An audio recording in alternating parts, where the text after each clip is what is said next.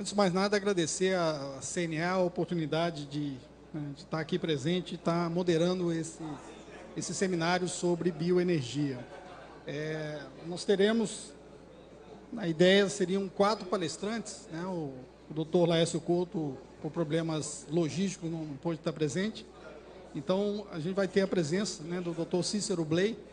O doutor Cícero Bley é superintendente de bioenergia da Itaipu, binacional.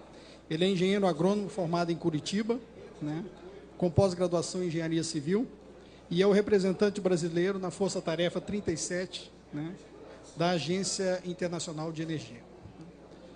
Ele vai estar falando sobre os avanços e a plataforma, né, da Itaipu relacionado ao biogás.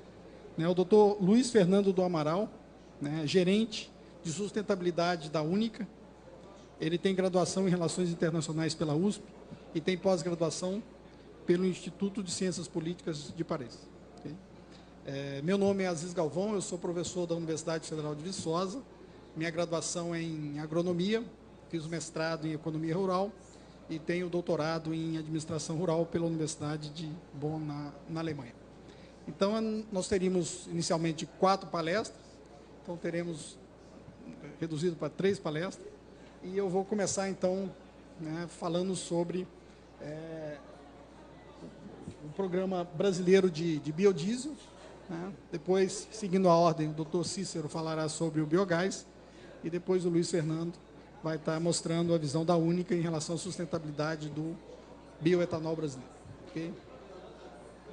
Bem, já passando então para a apresentação, a ideia é falar da sustentabilidade dos biocombustíveis, a experiência brasileira com o etanol e o biodiesel, né? Falando com o Luiz Fernando, eu tirei a parte do etanol e vou me concentrar mais neste programa, né, brasileiro. Na verdade, ele foi retomado, já existia uma iniciativa nos anos 70, junto com o etanol, que é o programa do biodiesel. Bem, eu sempre gosto de começar as minhas palestras mostrando esse tipo de figura, de desenho, que há uns 4, 5 anos atrás, isso virou moda no mundo inteiro, onde se questionava a sustentabilidade dos biocombustíveis e com imagens como esta, né, querendo mostrar que os biocombustíveis eles eram a causa da fome no mundo. Então, até um diretor, né, do Banco Mundial, há uns anos atrás, chamou a atenção de que os biocombustíveis eram a causa dos preços dos alimentos. Então, esse tipo de crítica é muito comum na imprensa, e a gente vai discutir um pouco sobre essas questões. Né? Então, o conteúdo da minha apresentação fala um pouco sobre o problema e sua importância. Evidentemente, eu não vou definir aqui o que é sustentabilidade, vocês já ouviram falar bastante. Eu acho que é interessante a questão energética, com certeza o doutor Cícero vai estar comentando um pouco sobre esse assunto, com a visão da agência mais importante do mundo. E aqui o que eu acho interessante destacar é a experiência brasileira, principalmente em relação ao biodiesel e os seus impactos. Eu vou seguir como guia para tentar responder essas perguntas. Esse é um material muito bom que a FAO divulgou. Né? Todo ano a FAO ela lança o Estado Mundial da Agricultura e da Alimentação. Em 2008, o assunto foi biocombustível, perspectivas, riscos e oportunidades. Esse, na verdade, talvez seja um material que discute essas questões de uma maneira, digamos, científica e que certamente teve um impacto muito importante. E são 5 perguntas que foram feitas e eu vou tentar respondê-las, né, destacando a experiência brasileira com o biodiesel. Então, as perguntas seriam essas: que os biocombustíveis são uma ameaça para a segurança alimentar, ou seja, aquela figura, né, de um americano bem nutrido, né, digamos assim, com um carro muito bonito e grande, e, por outro lado, as pessoas passando fome. Então, essa é a primeira pergunta. A segunda pergunta que foi feita, o questionamento, é se os biocombustíveis eles realmente promovem o desenvolvimento agrícola. A terceira pergunta, o terceiro questionamento, é a contribuição para reduzir efeitos de gases estufa. A quarta é se os biocombustíveis seriam uma ameaça para a terra, a água e a biodiversidade. E, por fim, se os biocombustíveis conseguiriam, né, substituir a matriz energética atual ou resolver os problemas energéticos que a gente enfrenta. Então, essas 5 perguntas que a FAO propôs, de maneira estruturada, que eu vou tentar responder para vocês, ou colocando a nossa experiência da universidade, os trabalhos em conjunto que nós temos com o Ministério do Desenvolvimento Agrário, com a FAO, né, e com outras organizações, o SEBRAE, o Governo do Estado de Minas Gerais e outros órgãos do Governo Federal. Bem, como eu disse, eu não vou colocar a definição do que é sustentabilidade, mas eu acho sempre interessante destacar que, quando se fala em sustentabilidade, na verdade é um balanço entre hoje e amanhã. E a pergunta para quem também é interessante ser respondida. Nós vamos preservar recursos, perfeito? Não há que se discutir, mas para quem? Então, o problema de distribuição continua premente. Então, essa é uma discussão filosófica, né, importante, necessária. A gente está no evento das Nações Unidas exatamente para isso, mas eu prefiro não entrar nisso e colocar alguns resultados reais de um programa que já existe e a gente responder aquelas perguntas. Bem, sustentabilidade, a gente tem aquela figura, né, do carro e tem essa figura de carro. Eu contei, são 12 faixas, eu não sei onde é. Eu morei na Alemanha há muito tempo e eu morei numa cidade que tinha 2 autoestradas com 4 pistas em cada lado, com os carros muito bonitos, andando a 200 e poucos quilômetros por hora, com uma pessoa dentro. Então, isso é algo que para a gente pensar. Talvez no final a gente volta para essa pergunta. Bem, aqui são dados que eu retirei dessa apresentação, mostrando a demanda mundial de energia primária por fontes, né? A gente vê aqui que é a matriz baseada em hidrocarbonetos, né, hidrocarburos, hidrocarbono fóssil, continua e a previsão da própria Agência Internacional de Energia, que nos próximos 20, 30 anos, a matriz energética em torno de 80%, que é isso aqui.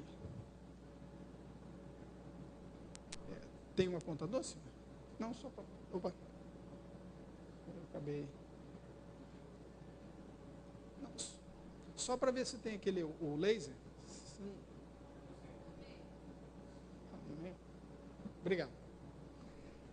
Então, somando aqui, né, a gente tem 80%, e esse 80%, a previsão é que continue. Né?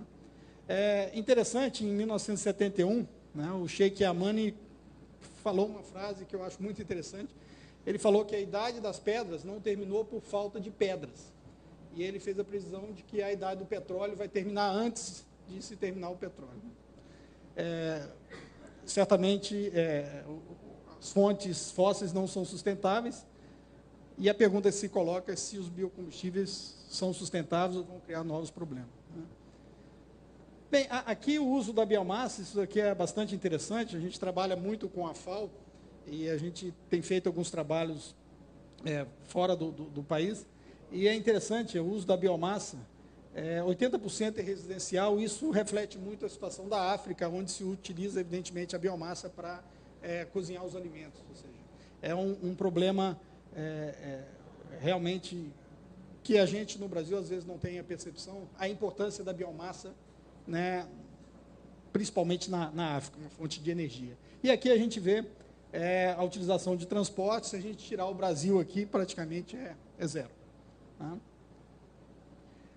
Aqui é clássico, né, essa figura mostrando a matriz energética brasileira, aqui a importância da biomassa e hidroeletricidade.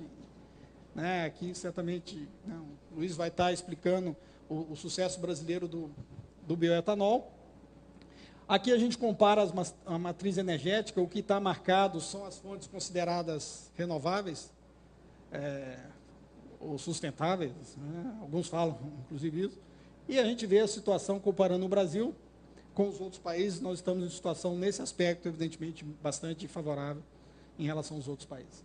E aqui, então, os biocombustíveis no Brasil, né, a gente tem aí a história de sucesso única no mundo. Não há exemplo de programa tão bem sucedido, uma cadeia tão bem estruturada como o bioetanol. E tem aí o programa do biodiesel, né, na verdade, o sucessor do Proóleo, né, na década aí de 70, e que tem objetivos aí bastante ambiciosos, inclusive na questão social. Aqui, só para mostrar, a única apresentação que eu deixei do programa do etanol brasileiro, aqui é a proporção de carros a álcool e a gasolina, e a gente vê que a gente tem experiências aí de grandes sucessos, de problemas, e certamente isso daqui, a tendência é continuar. Mas vamos voltar agora para o biodiesel, né, algumas informações gerais, talvez de conhecimento da maioria. O Programa Nacional, é um programa interministerial, teve início em 2004, mas evidentemente o Brasil já tinha uma experiência com o Proóleo, né? Teve outro programa também de óleos vegetais na década de 80. E é interessante que esse programa, como o etanol, ele se baseia num marco, né, legal, que é a lei, né, do dia 1º de 2005. E muito importante comparar o programa brasileiro, a gente, como eu já falei, a gente trabalha bastante com a FAO em vários países da América Latina. Pouquíssimos países têm isso, né? Ou seja, tem um marco regulatório. Aqui é o diferencial desse programa, né, a parte ambiciosa de envolver a agricultura familiar nesse programa, né, emprego e renda para agricultores familiares. Aqui é algo que a gente do meio acadêmico é um exemplo muito interessante, a questão do contrato entre a indústria e os agricultores, né? Ou seja, o programa exige essa questão do relacionamento entre agricultura e indústria ser feito em forma de contrato, o que não é muito usual quando o produto é uma commodity, né?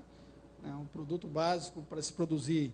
O biodiesel é o óleo vegetal e, né, se você tiver dinheiro, pode mandar buscar óleo lá da Malásia, da Indonésia, ou seja, tem uma característica de commodity, mas o governo ele exige um contrato. A compra de matéria-prima dos agricultores familiares, incentivos fiscais, e aqui o básico, né, o mais importante, é que para vender o biodiesel nos leilões da ANP, a 80% do volume, ele é exclusivo ou prioritariamente reservado para as empresas que têm esse selo combustível social. Eu vou explicar rapidamente o que é esse selo, e é um item bastante importante do biodiesel. Aqui é muito interessante, são as mesclas ou as misturas, né, do biodiesel. É raro no Brasil a gente ter algo antecipado, e é um dado que nas palestras internacionais a gente sempre destaca, o B5, ou seja, 5% de biodiesel adicionado ao diesel. O planejado seria começar no ano que vem, 2013, mas isso foi antecipado, ou seja, a meta de 5 começou, né, no ano retrasado ainda. Isso mostra que o programa está avançando, né? Já se fala aí, a indústria da soja tem todas as condições e o parque instalado, nós temos o B10. Né? Então, mostra que em poucos anos o país teve a capacidade e a condição de implantar, vocês vão ver, em torno de 60 unidades, 70 unidades de biodiesel. Isso é algo que não se tem, né, tirando os Estados Unidos, que eles, né, podem fazer o que eles querem, países, digamos assim, normais, não há exemplo de países que conseguiram ter um programa de biocombustíveis como o etanol e, em tão pouco tempo, ter um programa com essa dimensão do biodiesel. Tá? Aqui são as unidades espalhadas no país, a gente vê que a gente está concentrado aqui no centro de consumo, em São Paulo, tem algumas unidades aqui no sul do país, evidentemente aqui na região da soja, do Cerrado brasileiro, e algumas unidades espalhadas aqui no semiárido, e muito interessante, unidades aqui no Pará, aonde se tem aí a maior máquina de produzir óleo, que são as palmáceas, onde a gente tem o plantio de dendê, da palma africana, unidades grandes, e a própria Vale do Rio Doce e outras empresas estão entrando muito forte nesse mercado. O Brasil tem condições aí de ter um papel muito importante na produção de óleo de palma também. Aqui é a cadeia de produção de biodiesel, diferente da cadeia do etanol, onde a cadeia consolidou a utilização da cana-de-açúcar. na cadeia de produção de biodiesel, nós temos várias alternativas de produção agrícola e algumas alternativas de extração de óleo e também algumas alternativas de produção do biodiesel. Ou seja, é uma cadeia, né, digamos, uma flex, né, ou seja, tem várias possibilidades. Isso é uma vantagem, ao mesmo tempo que é uma desvantagem. É uma vantagem porque você tem condição de ter várias regiões do país inseridas, vários tipos de agricultores, vários tipos de indústria, mas, evidentemente, há uma desvantagem. Com isso, você tem que também distribuir, né, o recurso para pesquisa e para apoio a essa cadeia. Então, a cadeia do biodiesel, ela tem aí várias alternativas. Nós temos aqui alguns exemplos, né, de oleaginosas. O programa começou com a ideia de explorar a mamona, né? A gente sempre ouvia que mamona é muito bom porque dá em qualquer lugar, né? Se ouvia bastante. Se você reparar, ela dá em qualquer lugar, principalmente aquele lugar que tem sujeira, né? Sujeira de lixo. E sujeira e lixo é adubo, né? Então, algumas questões quando a gente vê na prática. Outra coisa que a gente ouve bastante, que o peão manso é resistente à seca, que ele não morre quando tem um período seco. Isso é verdade, não morre, só que também não produz, né? E quando a gente vai pensar num programa sustentável, a gente está falando em torno de 2,5 bilhões de litros. Nós não estamos falando em alguns caminhões, nós estamos falando num volume, né, que é 5% do nosso consumo de diesel. No Brasil, nós temos em torno, se não estiver enganado, 30 mil postos de combustível, né? Então, essa visão de que algumas plantas são milagrosas e tal, isso na prática não é tão simples. Evidentemente, a soja, que seria a cultura no final da lista, né, escolhida, porque se você quer uma planta que produz óleo, o lógico seria uma planta que tivesse muito conteúdo de óleo, né? Vocês vão ver depois que a soja é um dos que tem menos. E hoje, em torno de 80% é soja. Então, a gente tem várias alternativas. Aqui é o nosso dendê, né, que tem 2 tipos de óleo. Esse daqui, o vermelhinho, lá, que a gente conhece lá do óleo de dendê, né, e tem um outro óleo aqui dentro também. É a máquina aí de produzir óleo. O amendoim e algumas alternativas. Olha que interessante. A soja só tem 18% de óleo, né, mas o Programa Brasileiro de Biodiesel se baseia na soja. Por que isso? Porque é a cadeia de produção mais organizada, ou seja, está no país inteiro, né, tem tecnologia de produção agrícola, tem tecnologia financeira, né? Imagina ter o recurso financeiro para produzir soja no país inteiro. De onde vem esse recurso, né? Como é que isso funciona? Então, é uma cadeia extremamente organizada e o Brasil tem condição de ter aí o B10 sem nenhum problema, né? Então, tem outras alternativas bastante interessantes. Aqui, para vocês terem ideia, é a composição, a origem da matéria-prima para se fazer biodiesel no país. O óleo de soja, aqui em azul, domina, e a gente tem aqui a gordura animal, ou seja, a cadeia de soja, a cadeia de pecuária de corte, né? Óleo de algodão e outras matérias-primas abaixo. Bem, então essa é uma visão geral do que é o programa do biodiesel no Brasil. E como eu conversei com vocês, agora eu gostaria me propus a tentar, com a visão, né, minha ou do grupo nosso que a gente trabalha, não posso responder pelo MDA nem pela FAO, mas para o grupo que a gente trabalha, tentar responder essas perguntas. E a primeira, se os biocombustíveis são uma ameaça para a segurança alimentar. Então, vamos voltar aqui. O que é segurança alimentar? Eu tirei isso daqui do material que a FAO fez para esse evento que nós estamos. Ou seja, 100 dias para Rio mais 20, 100 fatos, né? A ligação entre as pessoas, alimento e meio ambiente. Eu deixei até em inglês aqui. Todo ano, né, aqui é o desperdício, né, em torno de 95 a 115 quilos de alimento que são perdidos por ano. Outro dado, toda essa quantidade de alimento desperdiçado é o mesmo valor do que a produção de alimentos da África subsaariana. Então, quando a gente vê essa pessoa aqui, né, a gente começa a ver que essa questão dos alimentos tem algumas outras dimensões, né? Sem falar que, do ponto de vista energético, Esse sujeito aqui, imagino que ele deve ter uns 100, 120 quilos, não é isso? Está bem gordinho. Esse carro, se a gente pegar um SUV aí, tem 1 tonelada, 2 toneladas e meia. Então, a gente está falando que uma pessoa, para ir de A a B, para deslocar 120 quilos, ela leva junto dos novos 2 toneladas. Né? Nosso seminário, então, ela está passeando com 2 toneladas para lá e para cá, para a tonelada útil, colocar aqui, que nem a tonelada, né? A princípio, então, isso não é muito... Não é pessoas muito ligadas a setores vamos voltar com o alimento aqui e ver o que a FAO, a cúpula da FAO em 1996 definiu como segurança alimentar. Então, existe segurança alimentar quando todas as pessoas têm, em todo momento, acesso físico e econômico a alimentos seguros e nutritivos em quantidade suficiente para satisfazer suas necessidades alimentares e suas preferências com o objetivo de levar uma vida ativa e saudável. Essa é a definição do que é segurança alimentar. E aqui, evidentemente, as dimensões são a agricultura brasileira tem de tudo para deslanchar. Colocar a culpa no combustível, quase que um caminho porque as pessoas não asfaltado para seguir. Dinheiro para comprar o alimento, nós ainda apresentamos e falar que o preço do alimento é problema. Em algumas áreas. Não sei, quem conhece o Japão, eu não tive a chance de conhecer ainda, eu acho que o alimento lá é caro. Empresários, eu não sei governo, se o japonês pesquisa, tem problema de... Aqui nosso representante do BNDES... Problema muito grande de fome. Consigam se unir e tentar observar então, a questão do acesso, disponibilidade, o que cada um está dizendo de problema nessas falhas, para tentarmos abrir as cancelas que estão fechando essa estrada asfaltada. Pouco, digamos, acadêmico, sistematizada de estar discutindo as questões. Aqui a gente sempre usa, né, aí na parte acadêmica, eu gosto dessa relação para mostrar como as questões elas têm os dois lados.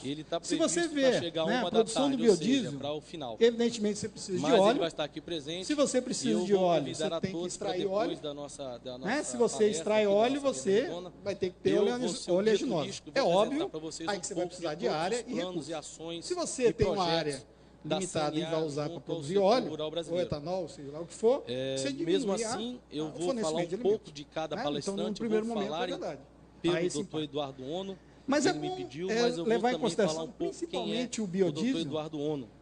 Quando você tem uma oleaginosa, é um engenheiro agrônomo, você lembra, eu falei que a soja tem 18% de óleo. Mestre em aquicultura. E o que sobra na hora de extrair é o quê? É o principal produto da soja, que é torta, farelo, limão. Então, você tem um produto, que é o óleo, né, e o principal produto, que é torta, adubo e ração.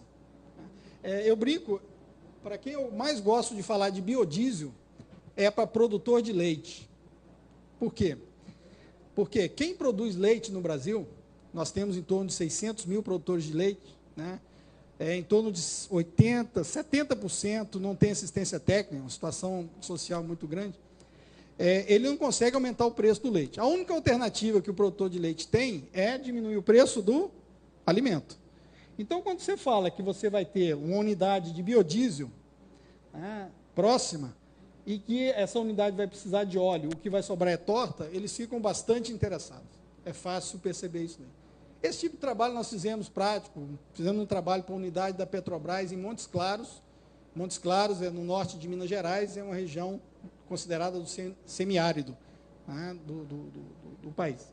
Então, é um aspecto interessante. Quando a gente vê a cadeia da soja aí, a gente brinca, né, e fala que uma galinha não é uma galinha, na verdade uma galinha é um grão de soja com pena, né? O pessoal fala que é uma frase aí para destacar a importância que a soja e o milho têm para essas culturas. Aí aquele gráfico fica um pouco diferente. Ou seja, continua igual, evidentemente, você precisa de óleo, mas você tem aqui ração animal, né? Se você tem ração animal, você tem maior produção animal, ou seja, proteína de alto valor nutricional, né, demandada pelo mercado, né? E aí você tem, então, o aumento de alimentos. E olha que interessante, não sei se vocês lembram, o segundo produto mais utilizado para se produzir biodiesel é gordura animal. Então, você tem aumento aqui de gordura animal.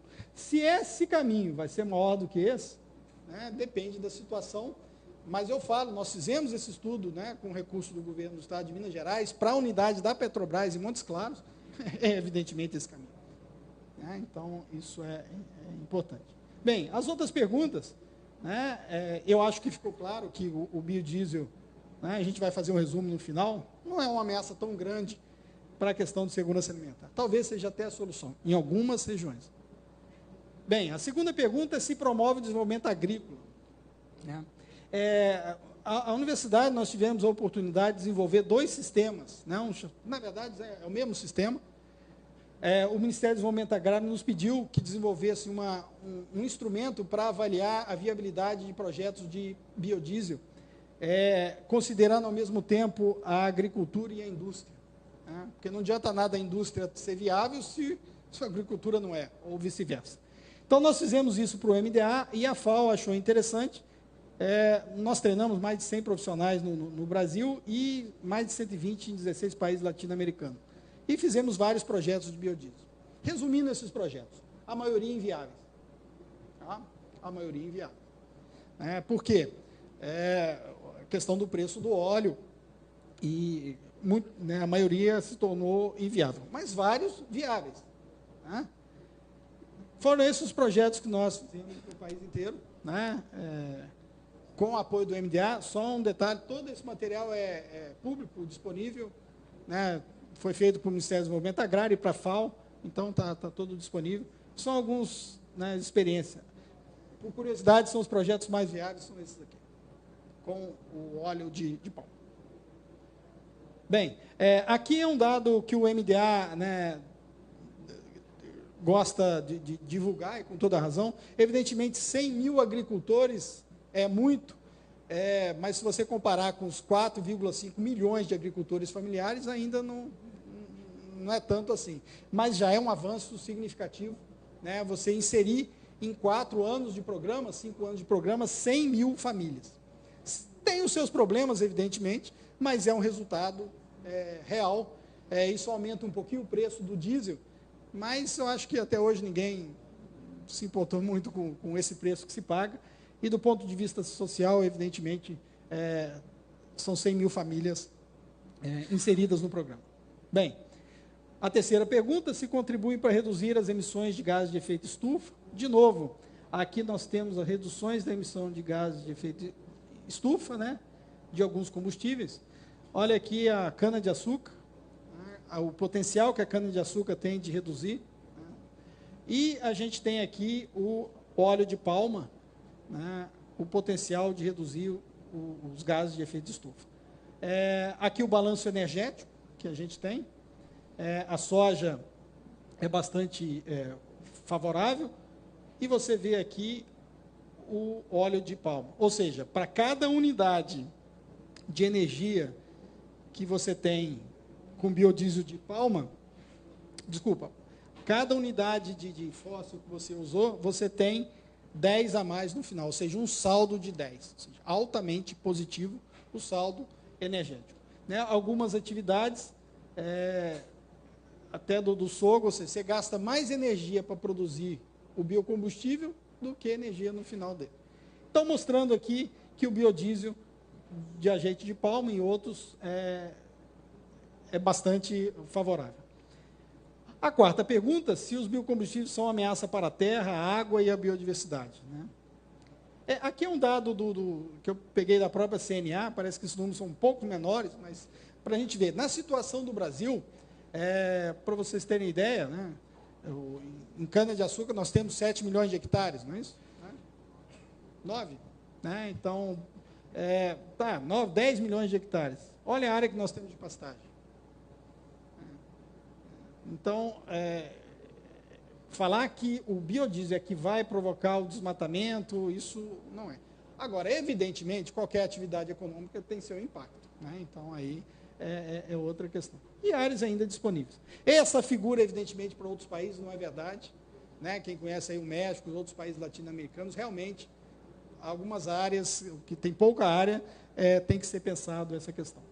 E, por fim, se os biocombustíveis contribuem para a segurança energética.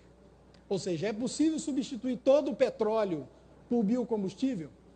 A resposta, claramente, está meio pequeno aqui, mas não. Ou seja, se for utilizado todo o milho, né, nós teremos só 17% do consumo de biocombustível, de combustível. Então, se nós usarmos toda a área de trigo, né, para produzir biocombustível, nós teremos só 12%, né, de atendimento da demanda. Então, evidentemente, não é o biocombustível que vai resolver o problema energético. Certo? Não é. Bem, fazendo um resumo das conclusões, os efeitos aí positivos são dados meus, tá? Eu que coloquei essas figuras aí, esses símbolos. Em relação à segurança alimentar, né, o efeito, eu posso falar que é positivo, na maioria dos estudos que nós fizemos. Ou seja, é o contrário. Né? Você só tem uma cadeia de biodiesel sustentável economicamente se você aproveita de maneira eficiente a torta. Se não for isso, a gente tem vários estudos aí que mostram que é completamente inviável, do ponto de vista econômico. Desenvolvimento rural, sem dúvida nenhuma. Sem dúvida nenhuma, o biodiesel contribui para o desenvolvimento rural das comunidades onde ele está inserido. Tá? Redução de gases de efeito estufa, sim. Ameaça para a terra, a água e a biodiversidade, sim, tem um efeito negativo, como qualquer outra atividade. Tá? E segurança energética, no Brasil tem, evidentemente, uma importância. O Brasil é autossustentável em petróleo, mas não é autossustentável em diesel, parece uma contradição, mas o petróleo brasileiro tem as características químicas do petróleo, então o país importa diesel e exporta outros derivados do petróleo. Então, apesar do balanço ser, né, praticamente zero, há um componente de segurança energética. Agora, evidentemente, pensar que os biocombustíveis vão resolver o problema da humanidade em relação à energética, aí também é demais. Né? Bem, algumas conclusões, desculpa que faltou traduzir, mas pelas condições brasileiras em diversos aspectos é muito favorável. Tomar cuidado que essa avaliação, a gente está falando para o Brasil, tem outros países que têm características peculiares e nós estamos bastante favoráveis. Não esquecer que todas as atividades econômicas têm impacto ambiental. Né? Os biocombustíveis são, no curto e médio prazo, a única solução disponível, apesar de não ser a solução a longo prazo, sem dúvida nenhuma. Né? A questão da sustentabilidade, evidentemente, tem origem no padrão de consumo, as pessoas só produzem porque alguém vai consumir, isso é óbvio. Né? E relembrar que o uso dos recursos é sempre um trade-off, uma disputa entre o hoje e o amanhã, e quem utilizará os recursos preservados. É outra questão que ainda não me propus a responder e acho que fica aí para reflexões. Né? Com isso tudo, eu volto a essa figura, né? Eu acho que está bem clara. Aqui é uma figura, acho que clássica, né? Que mostra, isso não é possível, né? Mas se fosse possível apagar o sol e ver aonde que está iluminado, a gente vê claramente que tem gente usando mais energia que os outros. Né? É claro que aqui não é uma área, algumas áreas não são habitadas, mas aqui tem a opção de gente que está no escuro. Aqui também, né? Então, tem uma coisa errada aí nessa distribuição de uso de energia. Ok? Então, eu agradeço a atenção de vocês. Né? Obrigado.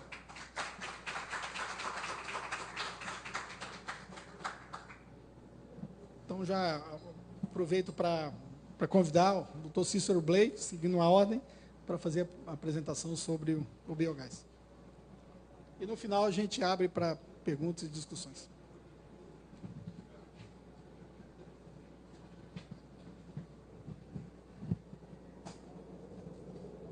Está no limite?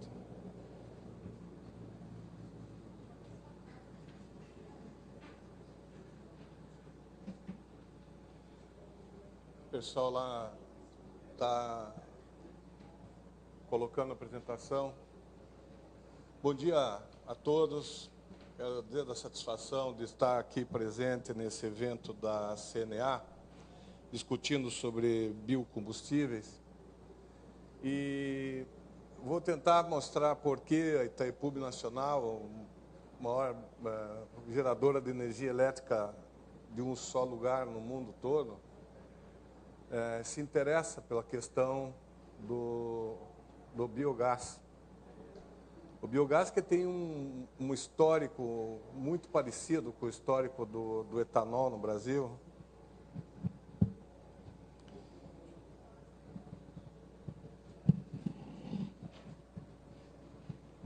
Obrigado. Biogás tem um histórico muito parecido com o etanol no Brasil. O etanol, como viu no gráfico mostrado pelo professor Aziz, ele tem quase um desaparecimento na história, né, nos últimos 30 anos, o etanol. E o biogás também. O biogás teve um período em que ele tentou-se fazer dele um combustível, e, de repente, por várias razões tecnológicas, razões de mercado, razões de cultura, uma série de razões, o biogás mergulhou num gráfico muito parecido com o gráfico do etanol. Só que o etanol conseguiu emergir desse gráfico pela organização dos produtores, das usinas, dos empresários, que conseguiram se reunir e fortemente investiram em pesquisa específica, pesquisa dirigida, pontualizada para a sua própria necessidade. E hoje nós temos aí a felicidade de conviver com a maior frota flex do mundo. E só não é melhor porque existem razões de ordem política regulatória que ainda impedem que o etanol se consolide definitivamente de uma forma livre no Brasil.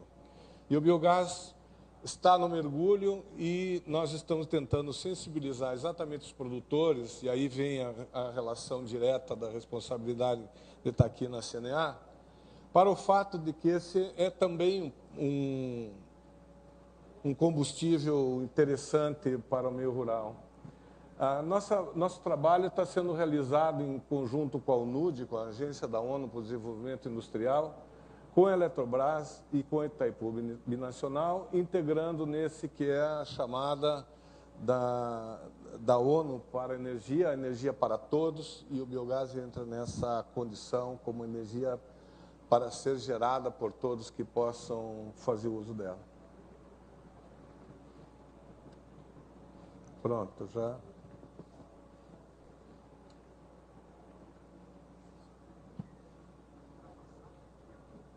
Aqui, né? Vamos ver.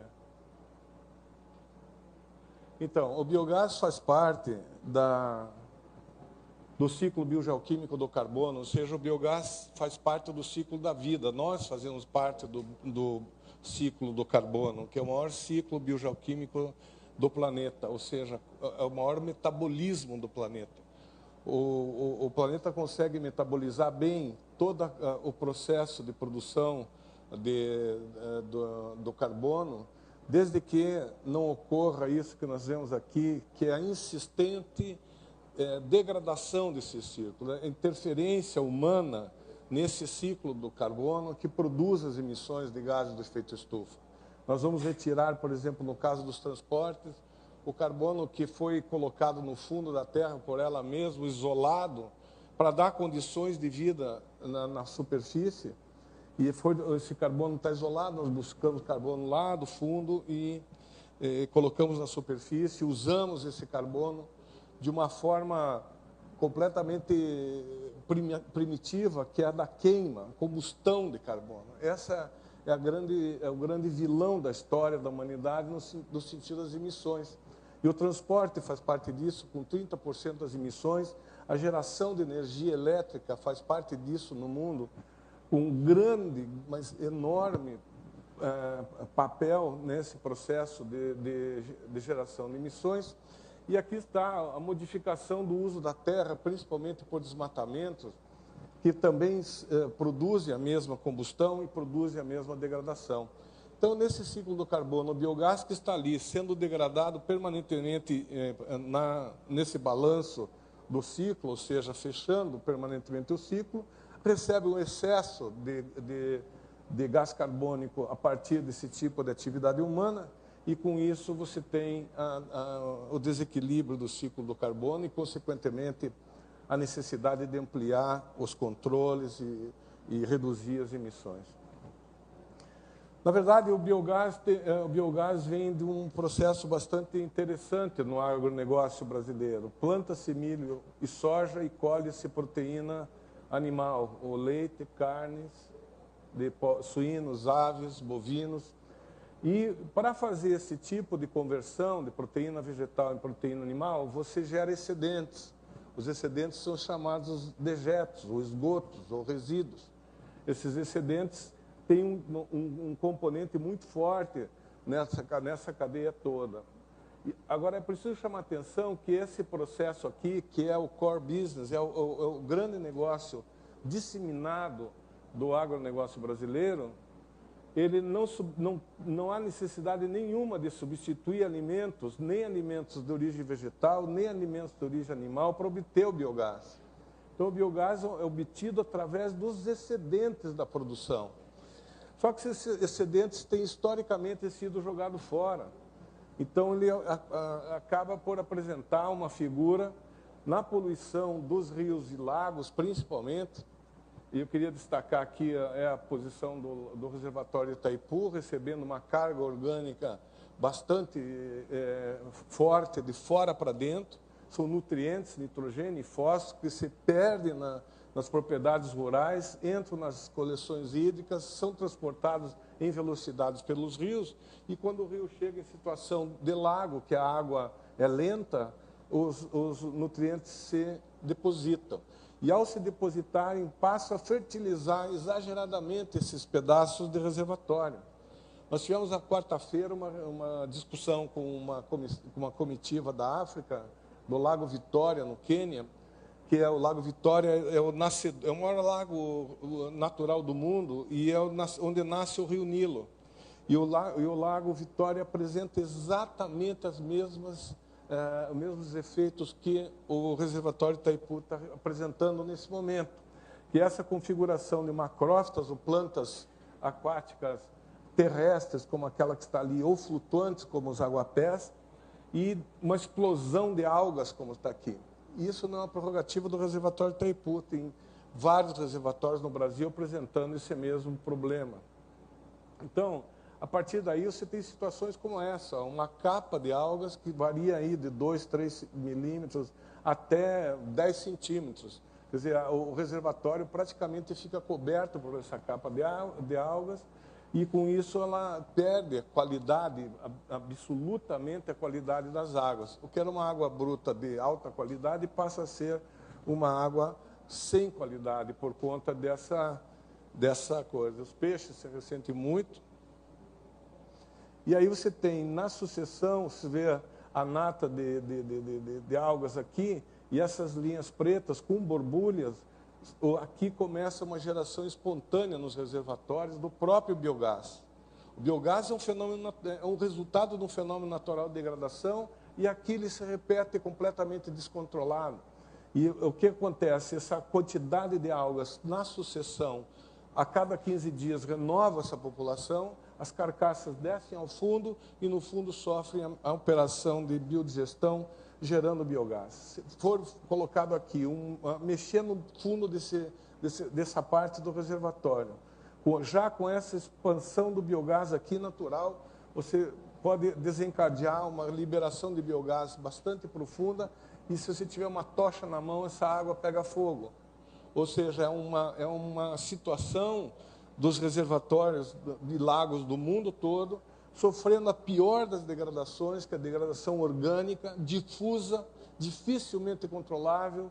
Isso aqui está tanto no agronegócio quanto nas cidades, na contenção dos resíduos orgânicos urbanos, né? Todo esse desperdício de alimentos que se tem no mundo todo, no Brasil inclusive, 55% do lixo urbano é orgânico.